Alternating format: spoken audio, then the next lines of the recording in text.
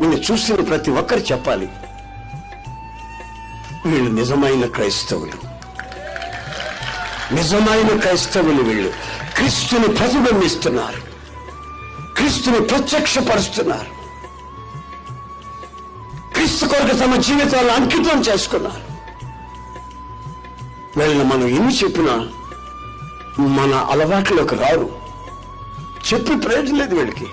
వీళ్ళు ప్రభుత్వం హత్తుకొని జీవిస్తున్నటువంటి ప్రజలు అనే సంగతి ప్రజలు గుర్తించాలి.